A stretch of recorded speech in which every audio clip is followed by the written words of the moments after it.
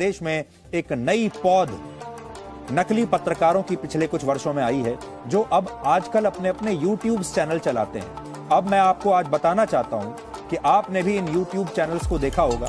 ये सारे पत्रकार अपने अपने घरों से एक एक कमरे से YouTube चैनल्स चलाते हैं। इन्हें कहीं ना कहीं से फंडिंग मिलती है।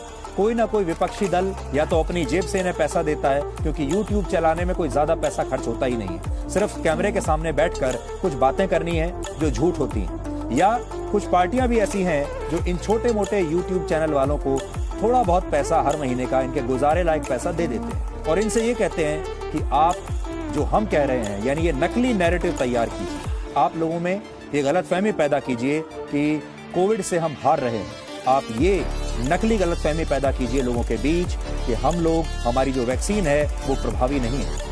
आप लोगों में ये नकली गलतफहमी पैदा कीजिए कि हमारे देश के लोग एक के बाद एक बेरोजगार होते जा रहे हैं। और इसीलिए ये तमाम YouTube चैनल वाले लोग, जिसमें कुछ मेन स्ट्रीम न्यूज चैनल के लोग भी हैं, और आप जानते हैं मैं किन की बात कर रहा हूं। हमारे देश में ऐसे पत्रकार हैं जो यूपी में गांव गांव घूम रहे थे, लोगों को पकड़ पकड़ कर उनसे बात कर रहे थे, और जो व्यक्ति ये कहता था कि वो बड़ा खुश है और मोदी की तारीफ करता था, उसका जो बयान होता था उसे ये चलाते ही नहीं थे, उसे छोड़ देते थे। उसमें इनकी कोई दिलचस्पी नहीं थी। ये सुनते ही इनका चेहरा, इनका मुंह लटक जाता था। फिर ये बहुत लंबी मेहनत के बाद ऐसे लोगों को ढूंढते थे जो ये कहने को तैयार हो जाते थे कि हाँ, मैं वाकई बेरोजगार हूं, मेरी हालत बहुत खराब है और मेरी बेरोजगारी की वजह मोदी है। और जैसे ही कोई व्यक्ति ये कहता था, इन पत्रकारों की बाँछें खिल जाती थी, क्योंकि इनका मेहनताना पूरा हो गया। और उसके बाद ये जो बयान होते थे लोगों के, इन्हें के विपक्षी नेताओं को भेज दिया जाता था, और वो तमाम विपक्षी नेता उसके बाद इन बयानों को सोशल मीडिया पर पोस्ट करते थे, इन्हें वायरल किया जाता था, और फिर ये सोचकर इनका फायदा उठाया जाता था कि चुनावों में इनका फायदा होगा। आज वो तमाम जो टीम थी विपक्षी दलों की, YouTube चैनल वालों की और कुछ और दूसरे न्यूज चैनल्स की, वो टीम आज बुरी तरह से हार गई। इसलिए ये मत समझिए कि इस बार कांग्रेस हार गई, ये मत समझिए कि राहुल गांधी हार गए या प्रियंका गांधी वाड्रा हार गए। आप ये समझिए कि इतनी बड़ी जो टीम उन्होंने तैयार की थी, ये जिसके अंदर पत्रकार भी थे, सोशल मीडिया पर जो एक्टिव लोग हैं वो भी थे, ट्रोलर्स भी थे और YouTube चैनल वाले भी थे। ये सारे के सारे जो लोग हैं बुरी तरह से हारे। अब इन्हें बहुत समय लगेगा वापस आने में।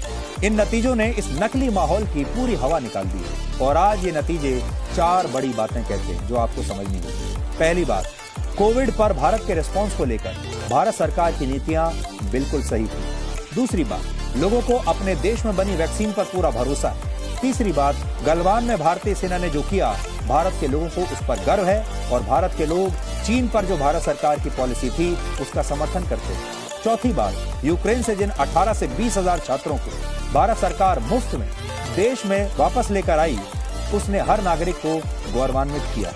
सबको इस बात की बहुत खुशी है, और ये बात इन चुनावों के नतीजों से पता चलती है। और ये जो बेरोजगारी और आर्थिक मंदी के मुद्दे हैं, ये भी नकली निकले, क्योंकि ये लोगों के दिल को छू नहीं पाए, और लोगों ने जब ये वोट डाला तो अब आप समझ सकते हैं कि लोगों का मन और लोगों का दिल क्या कहता है।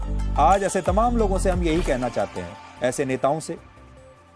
सोचिए, अगर राहुल गांधी ने और उनके जैसे और बाकी विपक्षी नेताओं ने और इन न्यूज चैनल्स ने अगर कोई सकारात्मक मुद्दा पकड़ा होता, अगर आज ये देश के साथ खड़े होते, अगर इन्होंने भी आज राष्ट्रवाद निभाया होता, अगर इन्होंने भी कहा होता कि हम भी भारत से प्यार करते हैं, अपनी सेना से प्यार करते हैं, अपने डॉक्टरों से, हेल्थ वर्कर्स से प्यार करते हैं, अपने वैज्ञानिकों से प्यार करते हैं, अपनी वैक्सीन पर हमें गर्व है, अपने अस्पतालों पर हमें गर्व है, और हमने जिस तरीके से कोविड से लड़ाई लड़ी है उस पर पूरा देश एक साथ है, अगर इस दौरान ये लोग ये कह देते तो यकीन मानिए इनका प्रदर्शन